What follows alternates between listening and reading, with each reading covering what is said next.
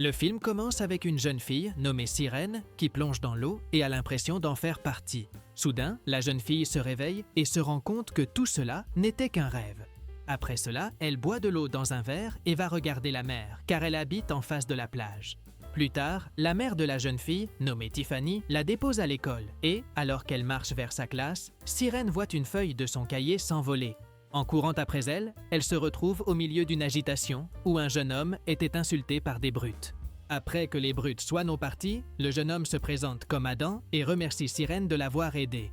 En classe, la professeure appelle Adam pour qu'il se présente devant les élèves. Cependant, il n'est pas bien accueilli car il révèle souffrir d'une maladie rare qui fragilise ses os. Ensuite, une jeune fille nommée Crystal, amie de Sirène, lui parle et lui conseille de ne pas se lier d'amitié avec Adam, car il est différent des autres. En entendant cela, Sirène n'y prête pas attention et décide de rester amie avec le jeune homme. Après cela, Sirène remarque quelque chose d'étrange en voyant l'eau de la bouteille commencer à former un tourbillon. Inquiète, Sirène s'enfuit de l'école. En arrivant chez elle, elle dit à sa mère que les cours ont été annulés et court aussitôt dans sa chambre pour essayer de reproduire le tourbillon qu'elle avait fait auparavant. Soudain, Crystal apparaît et demande à Sirène pourquoi elle a fui l'école. Pour se justifier, la jeune fille essaie de démontrer le tourbillon d'eau, mais alors qu'elle y parvient presque, Tiffany arrive avec des sandwichs, empêchant Crystal de voir ce que son amie avait fait. Profitant de l'occasion, elle décide d'aller à la plage, mais en chemin, toutes deux remarquent des regards étranges et se sentent mal à l'aise.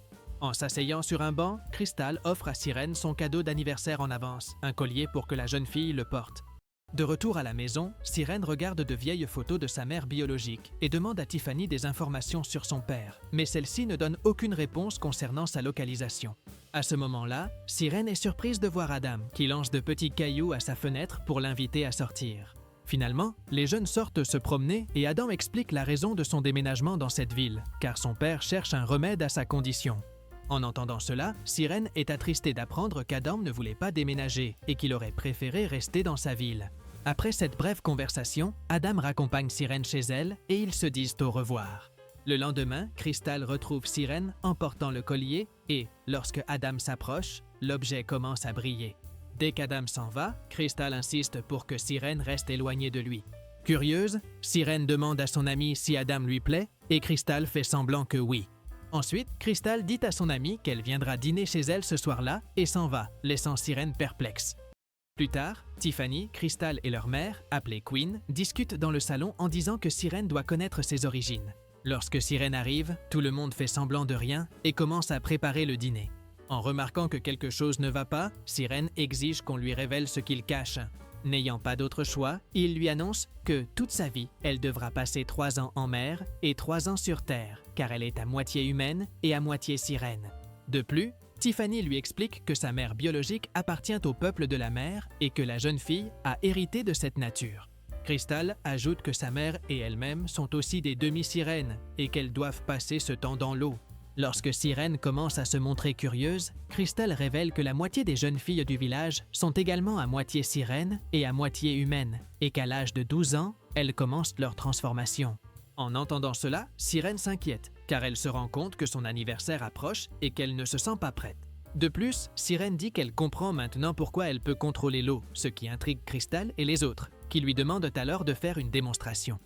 Rapidement, Sirène crée un tourbillon dans un verre d'eau, laissant tout le monde impressionné et leur faisant penser que la jeune fille possède des pouvoirs de guérison, ce qui serait inquiétant, car les chasseurs pourraient alors la poursuivre.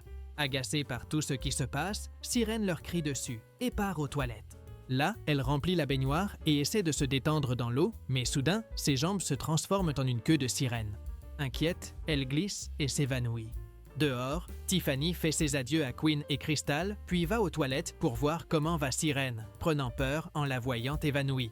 Tiffany l'emmène en courant à l'hôpital et, à son réveil, Sirène exige des explications. À ce moment-là, Queen et Crystal lui expliquent que, petit à petit, la transformation en sirène va s'opérer et qu'elle n'aura pas d'autre choix que de retourner dans l'eau. Sirène veut savoir qui sont les autres jeunes filles qui sont aussi à moitié sirènes et à moitié humaines, mais elles ne lui répondent pas. Ensuite, Sirène demande si sa mère biologique est vivante et on lui répond que oui. De plus, elles expliquent que la mère biologique de Sirène est la chef de la mer et que Tiffany l'a protégée tout ce temps. À cet instant, Queen dit que, parce qu'elle est la fille de la chef de la mer, Sirène pourra entrer et sortir de l'eau quand elle le voudra. Après cela, elles lui disent au revoir et une infirmière s'adresse à la jeune fille. En réfléchissant un peu, Sirène demande un verre d'eau et, profitant de l'absence de l'infirmière, s'échappe de l'hôpital. Pendant ce temps, Crystal et sa mère sont inquiètes pour Sirène, mais elles discutent et se rassurent avant de monter dans l'ascenseur. Dans la zone hospitalière, l'infirmière revient avec l'eau, mais ne trouve Sirène nulle part. Après être rentrée chez elle et s'être changée, Sirène se rend directement chez Adam et tente de lancer une pierre à la fenêtre. Mais c'est le père du jeune homme, nommé Gary, qui apparaît, accompagné d'un ami. Gary observe Sirène avec méfiance, mais l'invite à entrer puisqu'elle souhaite parler à Adam. À l'intérieur de la maison, Sirène observe tout avec curiosité, mais un dessin d'un objet attire son attention. Une canne. À ce moment-là, Gary et son ami apparaissent et commentent que cette canne est un équipement puissant utilisé contre les créatures marines. En entendant cela, Sirène s'inquiète et découvre que Gary et son ami sont des chasseurs. Pour aggraver la situation, Sirène aperçoit à proximité un équipement tranquillisant et, inquiète, décide de partir avec Adam. En chemin, les jeunes discutent et Sirène finit par révéler à Adam qu'elle est en train de se transformer et qu'elle sera bientôt une véritable sirène. Adam est surpris d'entendre cela, mais il ne s'éloigne pas de Sirène, restant à ses côtés à tout moment. Il se montre curieux de sa capacité à marcher sur la terre, mais la jeune fille lui explique qu'elle devra bientôt vivre dans l'eau pendant 3 ans. Ensuite, Adam l'emmène dans l'entrepôt de son père, un endroit rempli de vieilles caisses et d'équipements rouillés. Là, Sirène trouve un livre rempli de notes sur des créatures marines et découvre que le bâton est un ancien outil des sirènes elles-mêmes dont la pointe émet un appel pour en attirer d'autres et a été créé pour les éliminer. À ce moment-là, Adam la rassure en disant que ce bâton n'est qu'une réplique et qu'elle ne devrait pas s'inquiéter autant. En rentrant à la maison, Sirène cherche sa mère dans la chambre, mais ne la trouve pas. Peu après, Sirène finit par la retrouver dans le salon. Après avoir vérifié que Sirène va bien, elles discutent toutes les deux et se réconcilient. Ensuite, Tiffany remet à Sirène un dispositif spécial qui l'aidera à garder ses futures branchies humides lorsqu'elles commenceront à apparaître. Au cours de la conversation, Sirène mentionne le bâton et, inquiète, sa mère lui demande comment elle a entendu parler de cet artefact. Sirène raconte à propos d'Adam, de son père et de tout ce qu'elle a vu. Sans hésiter, Tiffany lui interdit de revoir le père d'Adam, car cela serait très dangereux pour elle. Avant d'aller dormir, Tiffany sort et retire un objet de la porte, craignant qu'il ne se passe quelque chose.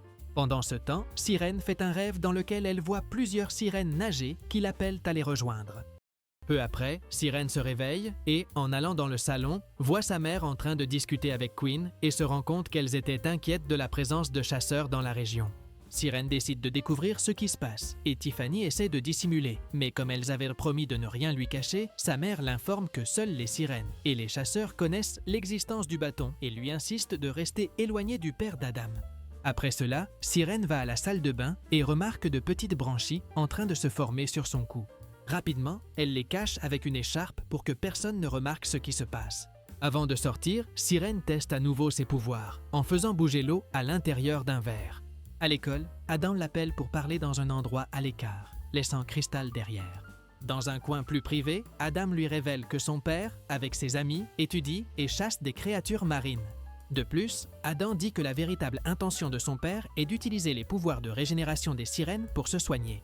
Sachant qu'elle possède ce pouvoir de guérison, Sirène avertit que le père d'Adam pourrait l'éliminer. Mais le jeune homme ne veut pas cacher de secret à son père et dit qu'il pourrait essayer de le convaincre d'arrêter de poursuivre les sirènes, même si, comme c'est très risqué, il décide de ne rien lui dire. Après cela, Sirène propose de le soigner, à condition qu'il ne l'élimine pas. Cependant, elle commence à se sentir mal et s'éloigne de l'endroit. Peu après, Sirène sent son corps s'affaiblir et s'effondre au sol. Rapidement, Crystal déclenche l'alarme incendie pour éloigner tout le monde et remarque que Sirène a oublié l'appareil que sa mère lui avait donné pour les branchies. Inquiète, Crystal appelle la directrice, qui était elle aussi à moitié sirène et à moitié humaine, et arrive juste à temps pour aider la jeune fille. Dans le bureau de la directrice, l'une des professeurs arrive en demandant si elles avaient besoin d'aide. Pour la distraire, la directrice lui demande d'aller chercher de la glace, et Crystal ferme la porte à clé. Ensuite, la directrice active l'appareil que la mère de Sirène lui avait donné, sauvant ainsi la vie de la jeune fille. Lorsque Sirène se réveille, la directrice lui explique que ses branchies essayaient de transformer l'oxygène en eau, mais qu'elles n'ont pas pu à cause de l'écharpe qu'elle portait. De plus, la directrice l'informe qu'elle passera un moment avec Sirène, car elles iront toutes les deux ensemble à la mer. Pendant ce temps, les chasseurs arrivent dans un véhicule, soupçonnant une femme qui balayait devant sa maison. Au même moment, Adam ne trouve pas son père à la maison et, inquiet pour son ami, il prend le vélo d'un voisin et part à sa recherche, sans parvenir à la retrouver nulle part. D'un autre côté, Crystal emmène Sirène dans une station abandonnée où se tient la réunion secrète des sirènes. Là, Sirène est accueillie par plusieurs sirènes de la mer, dont la mère de Crystal, qui attendait la jeune fille. Après cela, les sirènes transmettent leur énergie à Sirène, qui commence à se sentir mieux. Ensuite, la directrice explique à toutes que, lorsque Sirène aura 12 ans samedi prochain, elle achèvera sa transformation en sirène et devra retourner dans l'océan avant que les chasseurs ne la trouvent. Pendant ce temps, ailleurs, Adam arrive à l'endroit où travaille son père et Gary l'accueille, l'informant qu'une sirène était en train de se transformer dans cette ville et qu'il avait déjà tout préparé pour la capturer. Cependant, Adam ne veut pas être guéri au prix de la vie d'une sirène et tente de convaincre son père d'abandonner tout cela. Mais celui-ci ne l'écoute pas. De retour avec les sirènes, elle décide où Sirène se cachera pour se protéger jusqu'au jour de sa transformation. Ensuite, elles commencent à chanter, laissant Sirène impressionnée. Au même moment, Gary et ses hommes se méfient de quelques femmes qui sont sorties précipitamment de chez elles. Adam tente de cacher la vérité, mais finit par laisser échapper qu'il connaît la jeune fille qui est en train de se transformer, bien qu'il refuse de dire son nom. Cependant, Gary était certain qu'il s'agissait de Sirène et envoie ses hommes directement chez elle, confirmant qu'elle était la seule jeune fille avec laquelle Adam avait parlé. Plus tard, 2 sirènes rendent visite à Sirène et l'accueillent. Malgré tout, la jeune fille restait très inquiète à propos de la transformation et de la nouvelle vie qu'elle devra mener.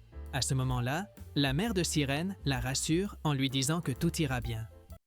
Pendant la nuit, les sirènes restent vigilantes face aux mouvements des chasseurs et placent 2 gardiennes pour surveiller Sirène. Finalement, les hommes de Gary envahissent les lieux, neutralisent les protectrices avec des fléchettes tranquillisantes et entrent dans la maison, parvenant à capturer Tiffany. Heureusement, Sirène parvient à s'échapper grâce à l'aide d'Adam, qui intervient au milieu de l'opération pour sauver son ami. Dehors, Sirène se met en colère et dit qu'elle éliminera Gary et ses hommes s'ils font quoi que ce soit contre les sirènes. Mais Adam la calme et lui offre un peu d'eau. Plus tard, Adam rencontre les hommes de Gary, tandis que Sirène finit par s'endormir au milieu d'une forêt. À l'aube, Sirène arrive au refuge des sirènes et, bien qu'elle soit toujours inquiète à cause des chasseurs, elle est rassurée par Crystal et la professeure, qui lui assurent que Tiffany est toujours en vie. Au même moment, la directrice et un groupe de sirènes vont parler à Gary et lui font une proposition.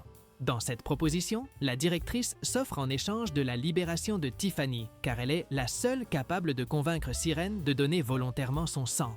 Gary accepte, mais impose un délai de 4 heures. Sinon, la directrice sera éliminée. Pendant ce temps, dans la cachette, Crystal discute avec Sirène et lui offre un cadeau, l'aidant à se sentir mieux par rapport à sa transformation en sirène. Malgré tout, Sirène dit que sa maison lui manquera et elle est surprise de découvrir que les sirènes dorment dans des lits faits d'algues. À l'intérieur du refuge vient le moment final de la transformation et, lorsque Sirène entre dans la piscine, ses jambes se rejoignent pour former une queue complète. À ce moment-là, Crystal et la professeure lui annoncent qu'elles vont la transporter en camion jusqu'à la plage. Au même moment, Tiffany se sent poursuivie et est abordée par l'un des hommes de Gary qui envoie la localisation à l'équipe, confirmant que cet endroit est un refuge de sirènes. Gary arrive et les autres sirènes apparaissent pour tenter de l'arrêter, avertissant qu'il est probable que Sirène se soit déjà transformée et qu'ils ne pourront rien faire. L'une des sirènes active un bouclier pour leur barrer la route, mais cela ne sert à rien car Tiffany est toujours avec les hommes de Gary. Lorsque le bouclier est désactivé, Gary révèle qu'il était déjà au courant d'un camion se dirigeant vers la mer. Plus tard, lorsqu'ils arrivent enfin à la plage, Crystal, sa mère et la professeure portent Sirène jusqu'à l'eau quelques secondes avant l'arrivée des chasseurs. N'ayant pas réussi à la capturer, les hommes de Gary arrêtent les sirènes qui se trouvaient là. De plus, l'un des amis de Gary décide d'emmener Crystal pour ses recherches, pensant qu'elle subira elle aussi la transformation. D'autre part, au fond de l'océan, Sirène retrouve sa mère biologique et s'émeut. De retour à la surface, Adam confronte son père et lui exige de libérer les sirènes. Le père d'Adam refuse, mais après une discussion intense, le jeune homme parvient à le convaincre que tout cela n'a aucun sens. Cependant, l'ami de Gary n'accepte pas et lance la canne en direction de Tiffany. Rapidement, Adam pousse Tiffany pour la protéger, mais dans le processus, il tombe au sol. Et, à cause de la fragilité de ses os, il se brise et le jeune homme quitte ce monde. Inquiet, Gary essaie d'appeler son fils, mais Adam ne répond pas. En voyant cela, Tiffany active la canne pour demander de l'aide à la mère de Sirène. Après cela, l'ami de Gary tente de capturer à nouveau Crystal, mais il est arrêté par Sirène et sa mère qui le laissent paralysé. Ensuite, Sirène et les autres sirènes unissent leurs chants et leur magie pour ramener Adam et guérir sa condition. Quand Adam revient, Gary l'enlace, ému. Malgré tout, l'ami de Gary refuse d'abandonner et continue de planifier d'emmener Crystal pour ses expériences, car il a passé une grande partie de sa vie à étudier les sirènes. Pour l'effrayer, la mère de Sirène crée un immense mur d'eau et prévoit de l'attaquer, mais il ne se laisse pas intimider. Fatigué et voulant protéger son ami, Sirène draine toute l'eau du corps de l'ami de Gary avec ses pouvoirs et il quitte ce monde. Le danger écarté, le groupe célèbre la victoire de Sirène et la liberté des sirènes. De plus, étant la fille de la chef des sirènes, elle peut circuler entre la mer et la terre sans aucune limitation. En entendant cela, Sirène comprend qu'elle doit mieux appréhender sa nouvelle identité et décide de passer 2 mois avec sa mère biologique pour vivre exclusivement sous l'eau et apprendre tout ce qu'elle ignore encore sur son monde. Dans la scène finale, Adam se rétablit complètement et parvient à jouer au football sans avoir besoin de béquilles. Avant de partir vers la mer, Sirène fait ses adieux à Tiffany et à ses amis avec une étreinte émouvante. Ensuite, elle plonge à nouveau dans l'océan, se sentant prête à commencer une nouvelle étape de sa vie. Et ainsi, le film se termine. Si cette vidéo t'a plu, n'oublie pas de t'abonner à la chaîne, de liker et profitant pour découvrir d'autres résumés incroyables qui sont disponibles pour toi. Je vous dis au revoir pour l'instant et on se retrouve dans la prochaine vidéo.